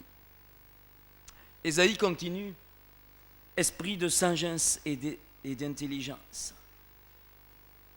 La sagesse face à notre sagesse. L'intelligence face à nos raisonnements. L'Esprit de Dieu nous communique sa sagesse, Éphésiens 1,17. L'Esprit de Dieu nous accorde le don du discernement, 1 Jean 2,27. Deuxième et troisième œil, ils sont complémentaires. L'Esprit de l'Éternel, 3 caractéristiques et 3 autres caractéristiques. Sagesse et intelligence. Non pas notre sagesse, sans sagesse. Non pas nos raisonnements, sans une intelligence. Sa sagesse nous communique la sagesse du cœur de Dieu. Son intelligence nous communique le don du discernement, voir comme Dieu voit. Esprit de conseil et de force. L'Église a besoin du conseil de Dieu face à ses pensées. L'Église a besoin de la force de Dieu face à sa faiblesse. Trop de chrétiens sont forts encore. Ils ne veulent pas être faibles en Christ Jésus. Oh, nos doctrines, oh, nos religions, oh, nos traditions, oh, nos milieux évangélico-pentecôtaux, plein évangélo, charisma. Ah, nous sommes forts. Nous avons la vérité. Dieu se plaît dans la faiblesse. Dieu se plaît dans l'humilité des cœurs. Si vous remarquez, les hommes remplis de l'onction de Dieu sont comme des enfants. Alléluia. Si tu ne redeviens comme un petit enfant, tu ne peux pas voir le royaume de Dieu, a dit Jésus. Ça ne veut pas dire qu'il faut devenir bête, débile. Ça ne veut pas dire que Dieu nous enlève l'intelligence. Ça veut dire que notre intelligence, notre raisonnement, nos doctrines ne sont plus des idoles, ne nous lient plus, mais nous sommes comme des fils vers leur Père. Nous sommes en état de cœur qui se repose dans la gloire du Père céleste. Seigneur, rien ne m'appartient. Tout est à toi. Et c'est toi qui révèles un cœur d'enfant qui a compris que c'est dans sa faiblesse que Dieu va accomplir la puissance de l'Esprit. Alléluia. Alors si tu viens d'une église où tu en connais tellement, où tu sais que tu as la vérité, alors fais attention, si tu crois être arrivé, c'est que déjà tu es en train de descendre vers les ténèbres. Parce que le chrétien ou l'église qui se croit arrivé, c'est qu'il y a quelque chose qui est parti de la nature. Parce que le Saint-Esprit donne toujours le dynamisme à l'église. On ne s'installe pas, on ne se jette pas dans un fauteuil pentecôtiste. Dieu dit, réveille-toi, sors de ton fauteuil, il y a autre chose, il y a la vie nouvelle, parce que Dieu est esprit et l'éternité de Dieu est présente dans l'église. Et vous croyez que Dieu s'encombre de tout ce que l'église a fait, mais le Seigneur a une infinité de techniques, le Seigneur a une infinité de moyens, et Dieu révèle quand il veut, n'est-ce pas vrai ? Ah Seigneur, nous avons la technique de l'évangélisation, nous avons la technique du ministère d'apôtre, du ministère de prophète, nous avons la technique de la sanctification, nous avons la technique de la purification, nous avons la technique de la glorification, nous avons la technique du culte, de la Sainte Seine, du pain, du vin. Oh, nous en avons des techniques. Dieu dit tout ça à la poubelle. Parce que Jésus est la vie. Et là où il y a l'Esprit de Jésus, le Saint-Esprit, il y a la vie, le dynamisme. Ça ne veut pas dire qu'il faut changer pour changer. Ça veut dire que c'est comme une vague. La mer est en mouvement, elle ne stagne pas. L'eau qui stagne donne la mort et la puanteur. Une église qui stagne, qui est arrivée dans son fauteuil, même pentecôtiste, elle pue la mort de la chair. Et Dieu veut mettre la vie dans ton cœur. Avant tout. Alléluia. C'est pas parce que tu appartiens à une dénomination qui est vivante que tu as la vie. Tu peux être mort là où il y a la vie. Et tu peux appartenir à une dénomination qui est morte, mais si tu as la vie, tu vas communiquer la vie autour de toi. Je voudrais que cette force de l'Esprit soit quelque chose de très puissant dans votre cœur. Ce n'est ni par force, ni par puissance, mais par ton esprit. Est-ce que tu connais le Saint-Esprit? Alléluia. Oh Saint-Esprit, merci Jésus. Des fois mon bureau est rempli d'équations. Si vous êtes étonné, vous venez juste une semaine avec moi. Vous allez voir d'autres camarades, très bien pensants, pas de problème. Christian Pellon a un bon témoignage. J'ai des étudiants qui passent des thèses avec moi, je fais passer. Et des fois, l'Esprit de Dieu descend dans mon bureau. Ah, Jésus, merci. Et je pousse toutes les feuilles. Et l'Esprit de Dieu ouvre la Bible, Christian, et j'ouvre la Bible, là, Dieu révèle sa parole. Des fois, je suis à genoux, je loue en langue. C'est où le problème? C'est l'Esprit de l'Éternel. Et les yeux du Seigneur vont lire l'Église. Il revient avec des flammes de feu. Ah, tu peux te moquer dans ton cœur. Tu peux dire, oh non, moi je suis tellement bien équilibré. Voyons. La maîtrise de soi est un fruit de l'esprit, frère. Qui a parlé qu'il n'y avait pas de maîtrise de soi? Mais Paul dit qu'il n'était pas venu vers le peuple de Dieu avec la sagesse qu'enseigne l'intelligence, mais avec une démonstration d'esprit et de puissance. Je reviens de Roumanie avec mon épouse. Et j'ose le dire, la France est fermée, très fermée aux choses de l'esprit. Voilà des hommes et des femmes qui ont souffert. Les églises, mes frères et sœurs, sont d'une vivacité incroyable. Il n'y a pas besoin de dire prier, il n'y a pas besoin de tirer dans la louange. Ça part comme un feu. L'Esprit de Dieu est là, agit. Pourquoi ? Parce qu'il ne s'encombre pas de la sagesse des hommes. Il ne regarde pas ce qui est fou aux yeux des hommes. La croix était une folie. Ah, ne dites pas, mais moi, Seigneur, je ne t'aurais jamais crucifié. Et Pierre n'aurait jamais renié le Seigneur. Ah, cela te plaise, Seigneur.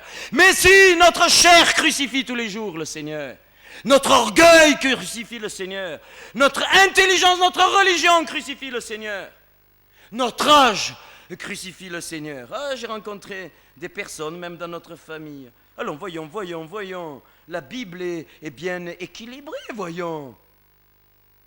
Quel équilibre? L'équilibre de Dieu ou l'équilibre des hommes? Quand tu es dans l'équilibre de Dieu, tu parais déséquilibré aux yeux des hommes.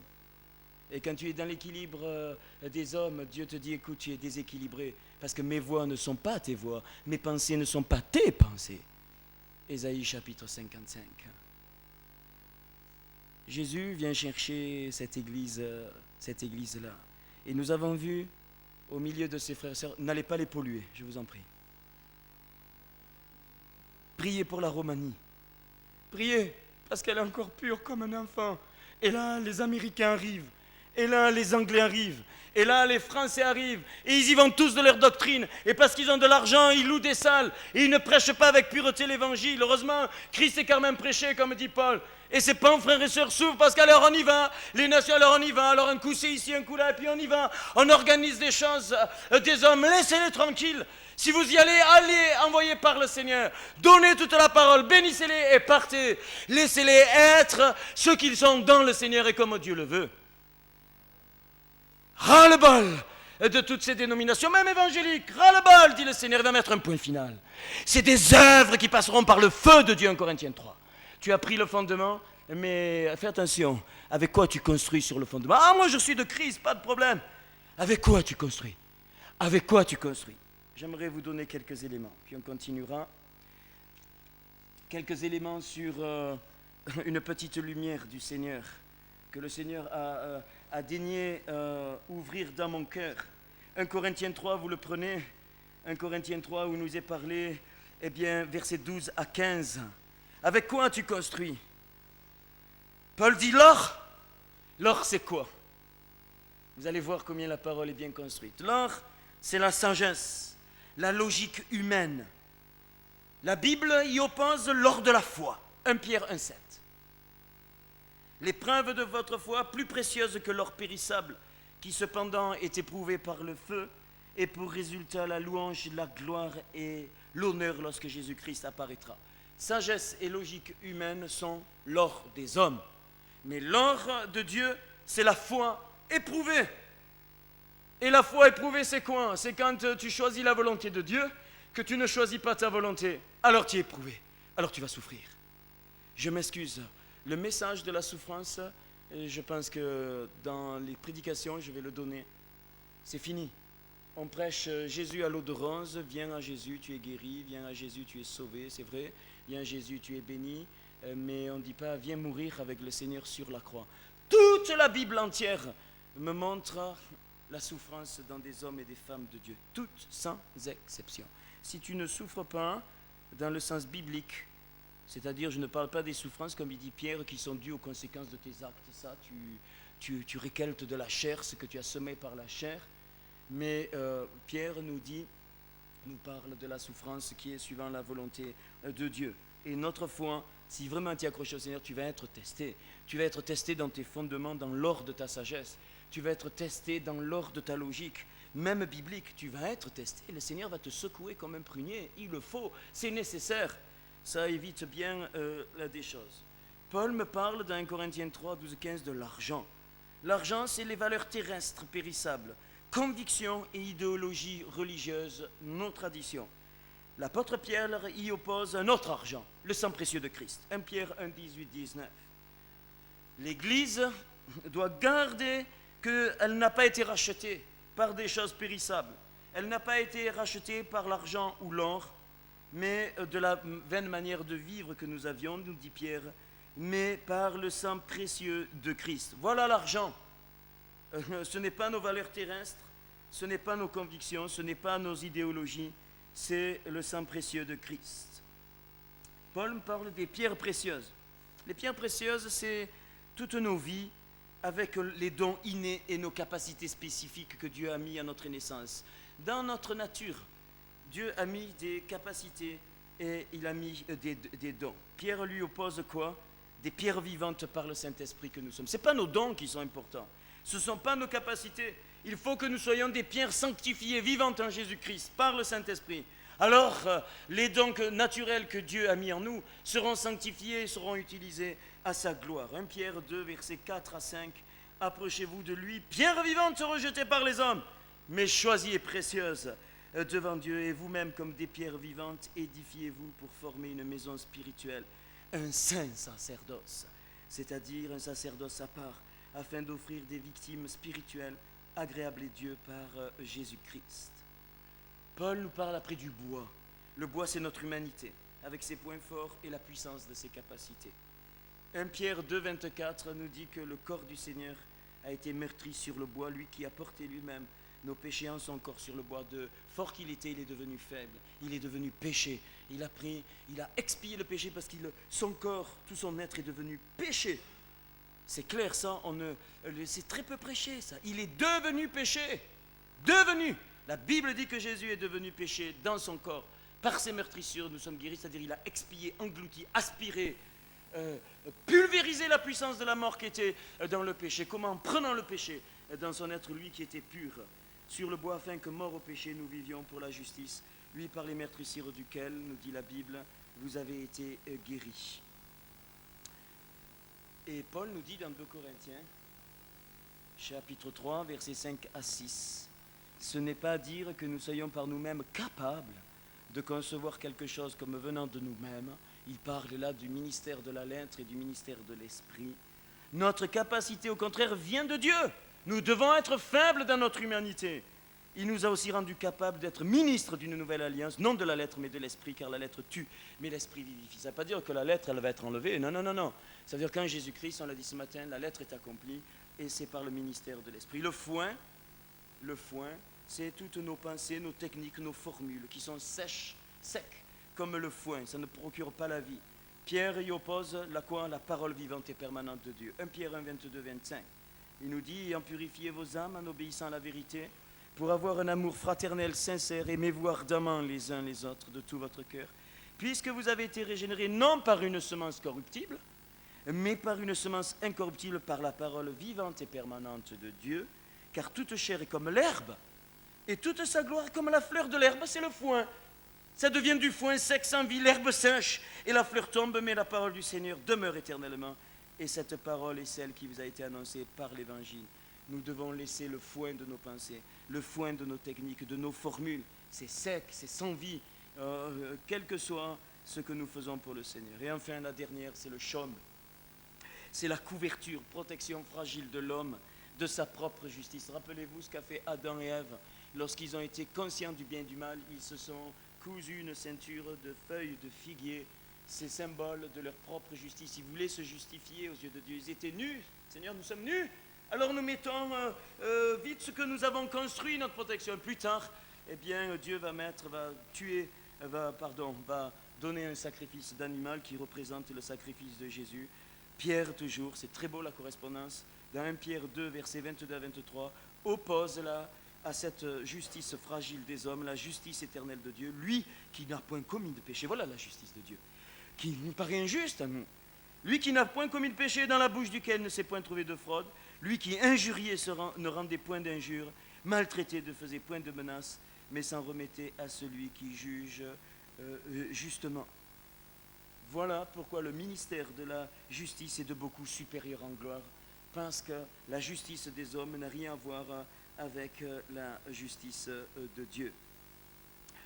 Quand vous construisez, il y a 1, 2, 3, 4, 5, 6 éléments que Paul mentionne. Ici, l'or, l'argent, les pierres précieuses, le bois, le foin et le chaume. 6 éléments pour l'homme. Quand vous construisez avec ces matériaux, eh bien les hommes construisent Babel, la cité religieuse d'en bas. Et l'Apocalypse me montre clairement qu'il y a le camp de Babel, dans un des passages qu'on verra, et le camp de l'agneau. Et celui qui sera enlevé, c'est le camp de l'agneau. Et le camp de Babel sera jugé. Alors c'est clair. Je crois que Dieu nous appelle à construire avec les ingrédients que je vous ai nommés et non pas avec les ingrédients humains. Parce que notre seul fondement, c'est Jésus-Christ, ok, mais avec quoi nous construisons?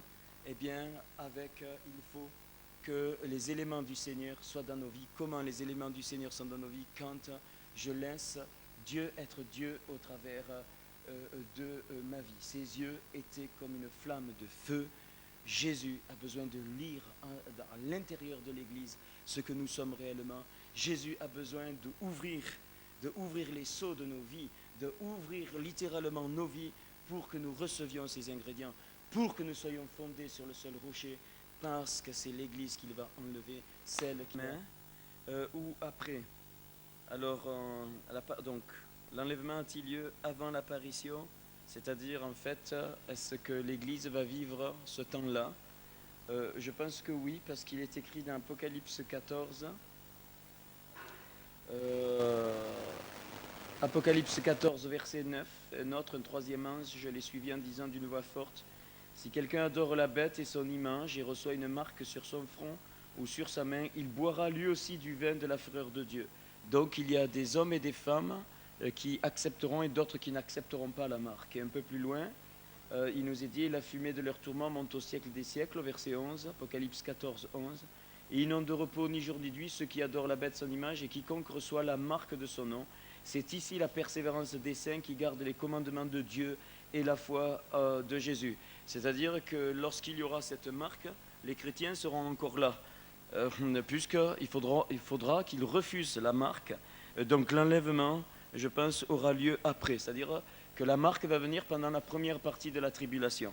Alors dans ce cas, économiquement, ne serait-ce pas tout un programme que de se constituer en communauté qui sache vivre en autarcie, s'il le faut, bien sûr. Je crois que le Seigneur prépare des choses, et je crois que Dieu peut donner à certains frères et sœurs d'être propriétaires de certains domaines, d'avoir même des positions clés pour pouvoir, pour que les chrétiens de cette époque-là soient nourris, pour qu'on puisse s'aider, vivre en autarcie peut-être pas forcément, mais en tout cas que les chrétiens vivent concrètement cet amour, cette entraide, c'est clair. Hein. Mais donc d'après ces textes, puisqu'il faudra refuser la marque, ça veut dire que la marque aura lieu avant l'enlèvement, qu'il y aura des chrétiens qui refuseront la marque, qui seront là. Ça veut dire que les chrétiens qui veulent être saints, donc, seront encore sur cette terre. Oui.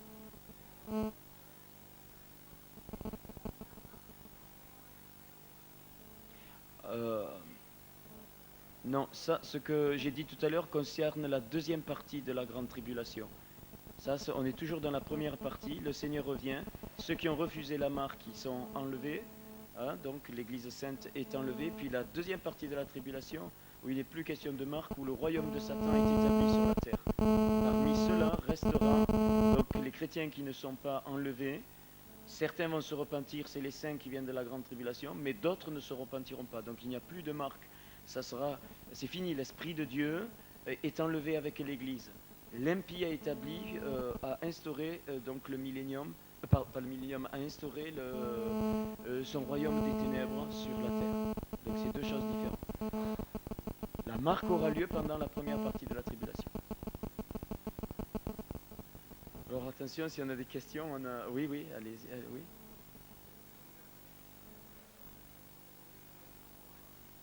Au milieu de la tribulation. Je ne sais pas où exactement, parce que il faudrait regarder le prophète Daniel. Au milieu de la semaine prophétique de Daniel. Ça a l'air d'être là, mais il y a rien, on n'a rien de sûr. Hein.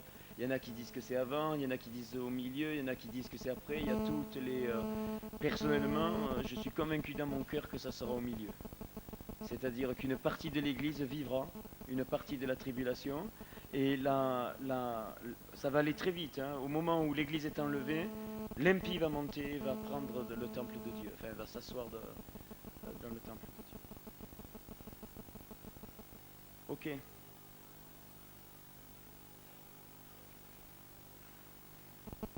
Alors, le verset 12 d'Apocalypse 19, on continue. Eh bien, sur sa tête étaient plusieurs diadèmes. Ça montre clairement que le Seigneur est couronné. Il est couronné par la gloire. Et les plusieurs diadèmes représentent l'ensemble des églises. C'est-à-dire que le Seigneur vient chercher des cœurs et non pas des dénominations. Plusieurs diadèmes, plusieurs couronnes. Il avait un nom écrit que personne ne connaît si ce n'est lui-même. Il était revêtu d'un vêtement teint de sang, son nom est la parole de Dieu.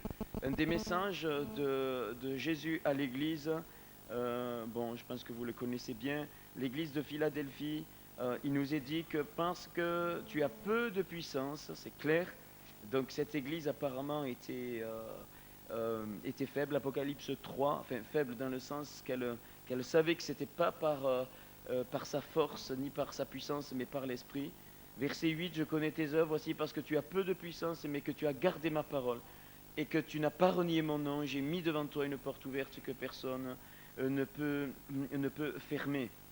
Et un peu plus loin, verset 10, parce que tu as gardé la parole de la persévérance en moi, je te garderai aussi à l'heure de la tentation qui va venir sur le monde entier pour éprouver les habitants de la terre. Donc le monde entier va être éprouvé Dieu va permettre que le monde entier soit éprouvé, que l'Église soit éprouvée. Ce qui compte, ce n'est pas la puissance, ce qui compte, c'est de garder la parole de Dieu. D'où ce renouveau, cet engouement que Dieu est en train de mettre dans le cœur des frères et sœurs, dans le cœur de l'Église, de ceux qui aiment Dieu pour la parole. Et la structure numérique est un élément assez fort qui redonne goût à la parole aux chrétiens, foi en la parole, que le commandement est immuable, et pour qu'il soit assis aussi dans l'Écriture, dans la parole de Dieu. Verset 14. Les armées qui sont dans le ciel le suivaient sur des chevaux blancs, revêtus d'un fin lin blanc pur. C'est l'Église qui revient avec le Seigneur. C'est la deuxième partie. Il y a eu les noces de l'agneau. Pendant ce temps, il y a les noces de Satan sur la terre, et Jésus descend avec son Église. Zacharie 14 dit que Jésus va poser son pied sur le mont des Oliviers, et que là, il y aura des cataclysmes. La montagne va se fendre, des sources vont sortir, et tout œil verra. Zacharie 12:10, ceux qui l'ont percé, ils le reconnaîtront. Et ce qui est remarquable, Jésus sur le cheval blanc, suivi de son Église sur des chevaux blancs, symbole de la puissance dans la pureté, ceux qui se sont gardés, ceux qui ont souffert pour le témoignage de Jésus. Jésus est l'esprit de la prophétie, ceux qui ont été martyrs, c'est-à-dire témoins, dans le texte grec, martyrs à tous les niveaux. Vous savez que la persécution commence toujours par l'Église. Les premières persécutions, la persécution existe déjà dans l'Église.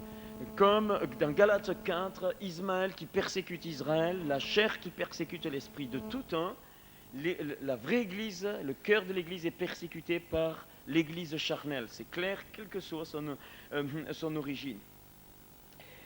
Et donc, se sont gardés, qui ont vraiment obéi au Seigneur, même dans les souffrances, reviendront avec le Seigneur. Zacharie 14 dit aussi qu'il y a les anges qui seront là, et que donc tous ces saints, Jésus reviendra avec tous ces saints. Et il posera physiquement, là où il a été crucifié, il posera son pied sur le mont des Oliviers, avec son Église enlevée. Ça sera un cortège royal. De sa bouche sortit une épée aiguë, verset 15, pour frapper les nations. Il les pètera avec une verge de fer, donc c'est clair, je l'ai déjà dit, il vient pour juger les nations. Il vient pour déverser la cuve du vin de l'ardente colère du Dieu Tout-Puissant. On a du mal à comprendre cela. Ce Dieu d'amour est un Dieu qui se met en colère. La colère de Dieu est mentionnée dans la Bible, ce n'est pas notre colère. La colère n'est pas un péché, la colère est une réaction, est une émotion de l'âme, et Dieu se met en colère. Comme Dieu est jaloux, il n'a pas la jalousie d'un homme, il n'est pas jaloux possessif pour nous posséder, il est jaloux parce qu'il nous aime. Dieu se met en colère, parce qu'il y aura un temps où son jugement descend, il y a un temps où Dieu mettra point final à tout ce qui se passe. Et vous savez que la colère de Dieu va agir et commence à agir d'abord dans l'Église. C'est par la maison de Dieu que le jugement commence. L'apôtre Pierre est clair. On va voir ce soir Ézéchiel, où il nous est dit que les anciens sont frappés, ils sont jugés, frappés, vierges, enfants, tout le monde. C'est-à-dire qu'à un moment donné, un temps de Dieu, parce que Dieu est juste, il fait descendre la cuve du vin de l'ardente colère du Dieu Tout-Puissant. Il avait sur son vêtement et sur sa cuisse un nom écrit, Roi des rois et Seigneur des seigneurs. Désespérément, l'Église de ce temps de la fin a besoin de retrouver la royauté de Jésus en son sein. Jésus roi, ça veut dire qu'il a droit de vie sur ces sujets, droit de vie et de mort. J'ai trop rencontré encore de personnalités, je veux dire de choses personnelles, d'éléments personnels, d'égoïsme dans le cœur des chrétiens. Il faut que nous vivions avec cette dimension que même si nous mourons, c'est pour la gloire de Dieu. Si nous jeûnons, c'est pour la gloire de Dieu. Si nous mangeons, c'est pour la gloire de Dieu. Si nous sommes dans l'abondance, c'est à la gloire de Dieu. Si nous sommes dans la disette, nous sommes à la gloire de Dieu. Nous devons nous adapter à toutes les situations. Il y a une faiblesse dans l'Église francophone, c'est que les chrétiens sont trop douillés. Ils sont trop habitués à vivre ce confort, qu'il soit matériel, même un confort spirituel. Et je crois que ça ne veut pas dire que Dieu veut nous foudroyer. Ça veut dire que Dieu veut que nous soyons détachés. Abraham était fort riche. Le problème, ce n'est pas d'être dans le confort. Le problème, ce n'est pas d'avoir des biens matériels. Le problème, c'est lorsque nous sommes sous ce verset qui nous dit que nous devenons esclaves de ce qui a triomphé de nous. Si l'argent triomphe de moi, je suis esclave, je ne suis pas libre en Jésus-Christ. Si les biens matériels triomphent de moi, je ne suis pas libre en Jésus-Christ. Si mon confort triomphe de moi, je ne suis pas libre en Jésus-Christ. Si je suis à la ruche, merci Seigneur. Paul, il dit, j'ai tout subi, j'étais dans les voyages, dans les souffrances, il a été battu, il était dans la disette, mais aussi dans l'abondance. Des fois, il prêchait, il s'est retrouvé en prison. Mais partout où il était, il manifestait la joie du Seigneur. Donc le Seigneur doit être le roi de nos vies, c'est très important. Le roi de tous les domaines, même de ta vie physique. J'ai rencontré beaucoup de frères et sœurs qui avaient peur de la mort. C'est pas normal. Ça veut dire ou tu n'es pas né de Dieu réellement, tu as une bonne religion, ou alors tu n'es pas baptisé du Saint-Esprit, parce que le baptême du Saint-Esprit s'accombe du baptême dans la mort du Seigneur. Si je crois vraiment à la résurrection, alors je crois au baptême pour les morts. Paul le mentionne dans Corinthiens clairement. Qu'est-ce que le baptême pour les morts? C'est le baptême des martyrs. C'est-à-dire que la mort physique ne doit plus me faire peur. Qu'est-ce que ça veut dire être baptisé pour les morts? Il parle de la résurrection. Ça veut dire, eh bien, de l'époque de Paul, les premiers chrétiens qui étaient donnés en persécution. Ils allaient dans l'arène, au milieu de l'arène, certains en chantant les cantiques, d'autres peut-être en ayant peur, peu importe. Mais le Flavius Joseph nous ramène que c'était rempli de lumière. Leur témoignage de martyr était quelque chose, il y avait une présence du Saint-Esprit très forte. Et donc les chrétiens, là, donnaient leur vie pour le Seigneur, le témoignage. Rappelez-vous, Étienne a été lapidé, son visage rayonnait comme la lumière. Et pendant que les lions mangeaient les chrétiens, qu'est-ce qui s'est passé? Dans les gradins, les gens étaient venus ivres de spectacle, ivres de sens, il faut bien comprendre. C'était des puissances de mort qui agissaient comme en France, eh bien, les gens allaient voir les gens guillotinés par spectacle, parce qu'ils étaient assoiffés de sang, il y avait une dureté. Ils étaient là et ils regardaient. Et certains, par le témoignage des chrétiens qui n'avaient pas peur de donner leur vie pour le Seigneur, d'être baptisés dans la mort du Seigneur, ils mouraient là, mangés par les lions, l'onction du Saint-Esprit, convainqués de péché, de justice et de jugement, certains cœurs qui étaient dans les gradins. Et il y avait des personnes qui étaient venues là pour le spectacle, qui se convertissaient instantanément. Et qu'est-ce qu'ils faisaient?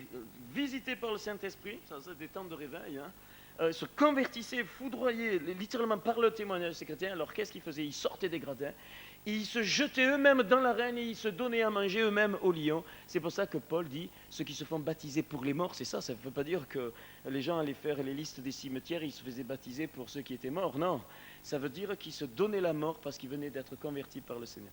Et je crois que c'est un élément qui revient dans le cœur des frères et sœurs qui aiment vraiment l'avènement du Seigneur. Plus le Seigneur se rapproche, plus l'esprit du martyr habitera la vraie Église, c'est-à-dire l'esprit de la croix. Seigneur, je n'ai pas peur de mourir pour toi, dans le sens où ma vie est tout donnée. Bien sûr que face à une persécution, on peut avoir l'appréhension, mais je crois dans tous les témoignages que j'ai entendus de persécution, et même dans les pays communistes, eh bien, le témoignage de persécution disent tous qu'au moment où vous en avez besoin, l'Esprit de Dieu vous donne la capacité de supporter les souffrances. Et tous les témoignages que j'ai entendus, certains même allaient avec la joie et ont été persécutés avec la joie.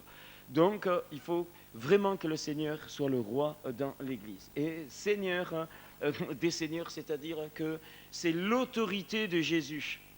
Il est Seigneur de tous les seigneurs. Ce n'est pas un combat entre les puissances démoniaques et Jésus. La victoire a été acquise à Golgotha. Mais par le combat, par le Saint-Esprit, Jésus devient le Seigneur des Seigneurs parce que son Église déjà peut manifester la qualité d'épouse, c'est-à-dire les arts de l'Esprit. Et l'Église perd son autorité. Enfin, donc, quand je me dis l'Église, ce n'est pas forcément vous. Hein, je parle des chrétiens faibles qui ne prennent pas autorité. Nous avons les armes spirituelles. Et si vraiment le Seigneur est le Seigneur des Seigneurs, alors son corps, l'Église, est au-dessus de toutes les puissances démoniaques.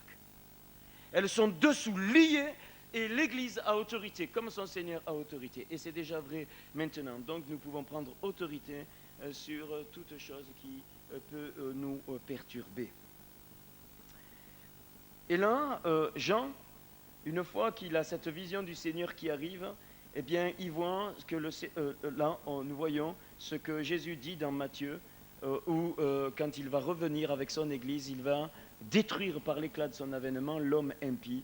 Et c'est ce que j'ai dit ce matin, hein, les puissances religieuses vont lutter contre le Seigneur, les hommes vont penser rendre un culte à Dieu en voulant détruire Jésus, parce qu'ils ne reconnaîtront pas sa messianité, c'est clair, c'est net et précis. La religion syncrétique, tout l'écuménisme aujourd'hui établi sur la terre, c'est dans ce but-là. C'est l'écuménisme, c'est la tour de Babel. L'écuménisme, c'est associons-nous, faisons une tour qui touche au ciel. La ville de Babel représente la religion, au sens le plus négatif du terme, l'esprit de Caïn, qui veut mériter. Et la tour au centre, c'est l'esprit religieux, l'état d'esprit religieux. Alors faisons une tour, construisons un état d'esprit pour que les hommes s'associent entre eux. Bien ça, Dieu va le détruire. Dieu va juger Babel. Dieu va juger la grande prostituée. Et tout ce qui se prépare dans le monde entier, il y a des efforts par les hommes pour s'associer dans une même religion. C'est le but du nouvel âge, c'est le but de certaines religions. On veut rassembler les trois grandes religions monothéistes en disant non, mais tout est bien, ainsi de suite. Attention, je ne parle pas des différences, je parle de cet état d'esprit qui est la tour de Babel. Nous voulons construire, les hommes s'associent religieusement, mais c'est de l'orgueil spirituel. Babylone qui génère la confusion, les gens ne savent plus en plus de référence. Pourquoi ?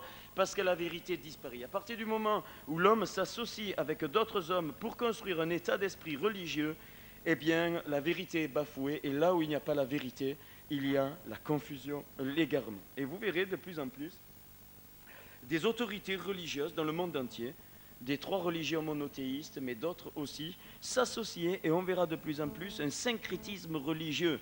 Mais écoutez, il faut respecter les bouddhistes, il faut respecter l'islam, il faut respecter le christianisme, il faut respecter le judaïsme, mais nous adorons tous le même Dieu, ainsi de suite, ainsi de suite. Ça, le nouvel âge est en train de faire l'association de l'état d'esprit religieux avec les puissances scientifiques et les puissances économiques dans le sens le plus général du terme. C'est le nouvel âge qui arrive pour le moment à associer les deux, c'est-à-dire associer la connaissance au niveau économique et la religion, la puissance du pouvoir, on pourrait dire politique avec l'économie, les sciences, tout là, et la puissance religieuse. Pourquoi ? Parce que le nouvel âge prêche un autre Jésus. Dieu est en vous, c'est les philosophies orientales, alors vous trouvez Christ en vous, ils prennent même des versets bibliques, et alors on incite les gens à trouver même Christ en eux. Ils ont une expérience christique, le cosmos, Christ englobe, Dieu est partout. Et c'est ça qui est en train de préparer, je pense, plus que je pense, j'en suis convaincu, une religion mondiale. Et les gens seront habitués à avoir nié dans leur cœur la divinité de Jésus. C'est quelque chose de confesser que Jésus est prophète. Pas de problème. Que Jésus est un grand prophète. Les Juifs, les Arabes le confessent, aucun problème. Que Jésus est vraiment quelqu'un de particulier. Mais c'est autre chose de reconnaître que Jésus est Dieu incarné en chair. Totalement différent. C'est-à-dire que c'est une personne de la divinité. Dieu le Père, Dieu le Fils, c'est Jésus, et Dieu le Saint-Esprit aujourd'hui, eh bien, est Dieu. Et la structure numérique révèle cela de façon remarquable. Jésus est bien plus qu'un grand prophète, Jésus est bien plus qu'un sage de son temps, Jésus est Dieu incarné en chair. Il a montré le Père, et la Trinité, ce n'est pas une philosophie, la Trinité est une réalité du cœur. L'homme a besoin de savoir qu'il a un Père dans les cieux qui l'aime comme un fils. L'homme a besoin de savoir qu'il a un sauveur qui l'aime jusqu'au point de donner sa vie pour l'extraire du péché, et l'homme a besoin de savoir qu'il a un grand directeur, le Saint-Esprit. C'est pour ça que Jésus a dit, n'appelez nul votre maître, notre seul maître, c'est le Seigneur. Une très belle image de la Trinité en physique. À l'heure actuelle, on réduit, vous savez que tous les physiciens travaillent à uniformiser les grandes théories de la mécanique. Et entre autres, on voudrait uniformiser les 3 forces fondamentales. On a montré les quelques années passées que toutes les forces de l'univers entier pouvaient se réduire, c'est très intéressant, à 3 forces fondamentales. Les forces de gravitation, les forces nucléaires et les forces électromagnétiques. Toutes les forces qui existent dans l'univers, vous pouvez les décomposer en ces 3 forces. Eh bien, et on a montré que lorsque l'univers n'était pas comme maintenant, c'est-à-dire au départ, lorsque Dieu a créé toute cette énergie qui crée que la lumière soit, et la lumière fut, puis la matière est apparue, Dieu sépare ce qui est céleste de ce qui est terrestre, après il le crée. Eh bien, on a montré qu'au moment du début de l'univers, donc dans la théorie du Big Bang, entre guillemets, ces 3 forces fondamentales, en fait, ne sont qu'une force, mais elles se manifestent dans notre univers sous gravitation, nucléaire et électromagnétique. Dieu est un, mais il se manifeste à l'homme, eh bien, en tant que Père, Fils et Saint-Esprit. C'est comme le soleil, il est un, le soleil c'est le Père, mais il vous envoie la lumière, c'est Jésus, et il vous envoie la chaleur, le Saint-Esprit. Alors j'espère que vous sentez la chaleur du Saint-Esprit en ces instants. Alléluia. C'est un mystère, on ne peut pas l'expliquer, mais ce qui est beau. Dès le début de la Bible, Bereshit bara Elohim, au commencement créa les dieux. C'est très important parce que à la veille du retour du Seigneur, cette notion va être détruite parce que Satan ne supporte pas. Lui-même, dans l'Apocalypse, il nous est présenté comme une trinité satanique. Vous avez le faux prophète, vous avez la bête et vous avez le dragon. Trinité qui ont une correspondance. Le dragon s'oppose au Père, la bête au Saint-Esprit, le faux prophète à Jésus. Parce que le diable, Saint, je dis, mais il veut détruire la notion de ce Dieu pluralité. Déjà, il y a même une erreur. Bereshit bara Elohim. Bara ne devrait pas être bara, il devrait être la forme plurielle de bara. Si vraiment, parce qu'Elohim, c'est Dieu au pluriel. Au commencement, créa les dieux. Il est un, mais il se manifeste en plusieurs. Dès le commencement, dès le premier verset. Et le fameux schéma Israël, écoute Israël. Schéma Israël, Adonai, Elohénu, notre Seigneur, nos dieux, Adonai Erad, notre Seigneur est un. Ils le disent carrément, Adonai Elohénu, le Seigneur, nos dieux. C'est-à-dire qu'il y a réellement une notion de la pluralité dans l'unité. Je vous le dis parce que c'est quelque chose qui sera combattu de plus en plus dans l'Église. Mais non, allons, voyons, vous ne passez pas, Dieu est un, ainsi de suite. Mais Dieu a enfermé des mystères comme ça, et la pluralité dans l'unité est un mystère. Les Juifs connaissent cela, puisque lorsqu'ils parlent d'Elohim, ils disent, bon, on ne sait pas, c'est la pluralité, l'unité. Il y a même faute d'orthographe, faute de grammaire à ces niveaux. Donc, en tant que chrétiens, nous devons vraiment être assis dans la saine doctrine du Seigneur. Jésus est plus qu'un grand prophète, Jésus est Dieu incarné en chair, une représentation de notre Seigneur en chair, c'est la parole, le verbe inspiré, incarné en chair. Celui qui m'a vu a vu le Père, a dit Jésus. Amen. Ça ne veut pas dire que c'était le Père dans sa réalité, mais incarné en chair, et ça j'aime beaucoup cela. Voilà pourquoi les armées rassemblées feront la guerre à celui qui est assis sur le cheval et à son armée, comme on l'a dit ce matin. Et là, la bête fut prise, et avec elle le faux prophète. Donc ce qui est l'équivalent de l'esprit de l'antéchrist est pris, le faux prophète, c'est-à-dire l'homme impie est pris, ils sont liés pendant un temps, ils sont jetés dans les temps de feu et de soufre. Et là, Jean voit descendre, Apocalypse 20, j'aime beaucoup ces passages, voit descendre des trônes, et je vis, verset 4, les âmes de ceux qui avaient été décapités à cause du témoignage de Jésus. Je veux faire partie de ce cortège qui va vivre 1000 ans sur la terre. Je ne sais pas vous, moi j'ai envie. Seigneur, que toute l'Église puisse faire partie de ce règne, de ce millénium. Nos corps seront déjà en partie glorifiés, je pense, puisqu'on va vivre 1000 ans, bibliques en tout cas. Je ne sais pas comment on sera, mais c'est les âmes de ceux qui avaient été décapités à cause du témoignage de Jésus, à cause de la parole de Dieu. Le témoignage de Christ, une sainteté totale, et à cause de la parole de Dieu. De plus en plus, on verra des séducteurs par rapport à la parole, mais ceux qui restent fidèles à la parole du Seigneur participeront au règne de 1000 ans. Et de ceux qui n'avaient pas adoré la bête, ni son image, et qui n'avaient pas reçu la marque sur leur front et sur leurs mains. Donc, à un moment donné, comme la question a été posée, les chrétiens seront sollicités sur la marque. J'ai même rencontré des chrétiens, mais non, mais attendez, Christian, la marque, c'est spirituel, je le crois. C'est un principe, la bête, c'est un principe de la terre, de la mer, je le crois, qui mange des nations. Mais je pense que c'est rien si le code, au lieu d'être sur la carte bleue, il est sur mon front ou sur ma main, c'est pas cette marque.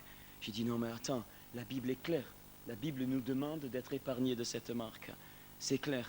Ça veut dire que ce qui se passera dans le monde physique a une correspondance de ce qui vient du monde spirituel. Alors ils revinrent à la vie et ils régnèrent avec Christ pendant 1000 ans. Nous régnerons, ça c'est clair, peut-être ça vous dépasse, nous régnerons ce qui seront enlevés, on retourne avec le Seigneur en tant qu'armée victorieuse et nous régnerons avec le Seigneur pendant 1000 ans. Et il nous est écrit, verset 5, les autres morts ne reverrent point la vie jusqu'à ce que les 1000 ans soient accomplis. C'est la première résurrection.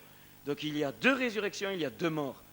Heureux ceux qui participent à la première résurrection. Verset 6, c'est écrit en toutes lettres. La seconde mort n'a point de pouvoir, c'est-à-dire la mort du jugement de tous les hommes faite par Dieu. Mais ils seront sacrificateurs de Dieu et de Christ et ils régneront avec lui pendant 1000 ans. Puis, on connaît, Satan doit être délié pour un peu de temps.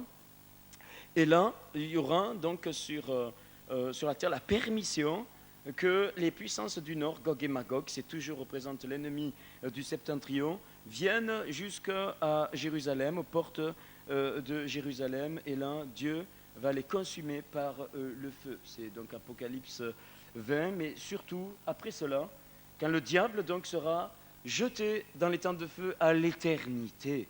La prédication de l'enfer a disparu. Il y a des chrétiens qui ne veulent plus, mais non, mais il faut voir, ainsi de suite. Il y a des âmes d'hommes et de femmes qui seront tourmentées à l'éternité dans les temps de feu. L'enfer existe, l'enfer c'est la coupure de la bénédiction de Dieu. Quand je ne suis pas dans le royaume de Dieu, il n'y a pas de neutre dans le Seigneur. C'est soit plus, soit moins, tu n'as pas de zéro. Tu ne peux pas être entre les deux. Ou tu es dans le royaume du Seigneur et là tu es béni à l'éternité, ou tu n'appartiens pas au royaume du Seigneur, c'est l'autre monde, je ne sais pas comment ça va être, c'est les temps de feu et de soufre, c'est écrit en toutes lettres, verset 10.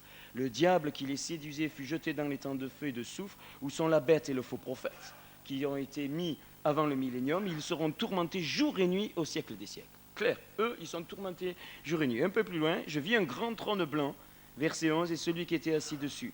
La terre et le ciel s'enfuirent devant sa face. C'est-à-dire que Dieu est en train de préparer une recréation. J'aimerais juste l'accent. Vous savez que la purification du tabernacle est toujours en relation avec la recréation. Quand Dieu, c'est quelque chose de merveilleux quand il dit à Moïse, construis d'après le modèle que je t'ai montré. Et nous voyons après, il demande à Moïse pour le tabernacle qu'il soit sanctifié, purifié. Et ça va toujours avec la création. Je vais vous livrer ça et je vais arrêter. Dans quelques minutes, j'arrête. Qu'est-ce qui s'est passé au moment de la création? Entre le premier verset, au commencement, Dieu créa les cieux et la terre. Il faut bien comprendre la Genèse et l'Apocalypse. Au commencement, Dieu créa les cieux et la terre. Dieu n'instaure pas les ténèbres. Dieu n'instaure pas le mal. Dieu n'est pas à l'origine. La Bible dit que Dieu n'est pas à l'origine du mal. Le Seigneur a permis que le mal vienne par le péché. C'est un mystère, c'est le mystère de l'iniquité. Mais ce n'est pas ça mon propos. Puis dès le deuxième verset, la terre était informe et vide, et l'Esprit de Dieu se mouvait au-dessus, ainsi de suite. On voit une notion de chaos. Et bien là, je pense qu'il y a eu la chute de cet être qui s'appelle Ben-Shahar, c'est-à-dire fils de l'aurore, et Eliel, étoile du matin, mentionné dans Ésaïe 14 et Ézéchiel 28, qui est devenu Satan.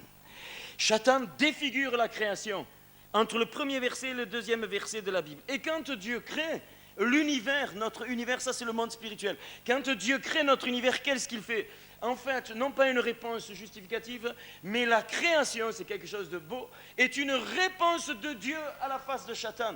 Dieu est en train de dire à Satan, tu as détruit, tu as défiguré ma construction, maintenant je manifeste ma gloire à part la création de l'univers. Et qu'est-ce qu'il fait? Au premier jour, il crée la lumière, c'est-à-dire il crée la vie. Sans la lumière, vous n'avez pas en lui. Rappelez-vous dans Actes, en lui, nous avons la vie, le mouvement et l'être. Rappelez-vous, nous avons en lui la vie, le mouvement et l'être. Il crée l'énergie. Le deuxième jour, séparation des eaux d'en haut avec les eaux d'en bas. Lorsque en physique vous écrivez les forces, vous avez le mouvement. C'est-à-dire que Dieu crée le mouvement. En Christ, nous avons donc la vie, le mouvement, dit Paul, et l'être. Ça, c'est la séparation des eaux d'en haut avec les eaux d'en bas. Et les eaux d'en bas, ils séparent un peuple saint, un reste de terre. Et ça, c'est la matière, la substance qui doit apparaître. En lui, vous avez, je le répète, la vie, le mouvement et l'être. L'être, un peuple à part. 3 premiers jours de la création est une réponse de Dieu à la face de l'ennemi. Satan avait mis les ténèbres, Dieu crée la lumière.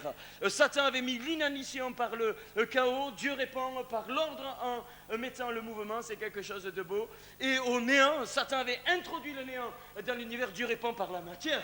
Il lui dit, voilà, je te réponds. Et vous avez ici les 3 principes fondamentaux de toutes les équations dans toutes les sciences.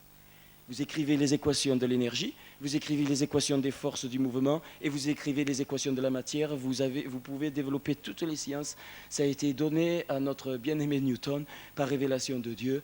C'est les 3 équations fondamentales de toutes les sciences rigoureuses scientifiques. L'énergie, le mouvement, les forces et la matière en lui. Vous avez la vie, le mouvement, alléluia, en Christ, amen, et l'être. Ça, c'est les 3 premiers jours. Et je finis, parce que c'est important de le comprendre. Et puis, alors, on a eu posé la question, et puis au 4e jour apparaît le soleil et la lune. Mais comment scientifiquement? Pourquoi au 4e jour? Puisqu'il nous est parlé déjà du 1er jour. Mais parce que ça, c'est les 3 premiers jours. Et au 1er jour où il y a l'énergie, la lumière au sens rayonnement, Dieu fait apparaître la lumière physique, le soleil et la lune. Au 2e jour, séparation des eaux d'en haut, des eaux d'en bas, Dieu fait apparaître les volatiles et les poissons. Alors ne soyez pas comme les évolutionnistes, hein. Les poissons ne vont pas se transformer en volatiles. Si, dans le Seigneur c'est possible, hein, parce que les poissons ce sont ceux qui veulent rester charnels, mais en esprit je deviens un volatile, les eaux d'en haut, les eaux d'en bas. Alléluia. Et au 6e jour, sur la terre, sur le reste de la terre, Dieu sépare le peuple saint Israël, mais il sépare donc l'Église maintenant. Il va couronner la création par le bétail.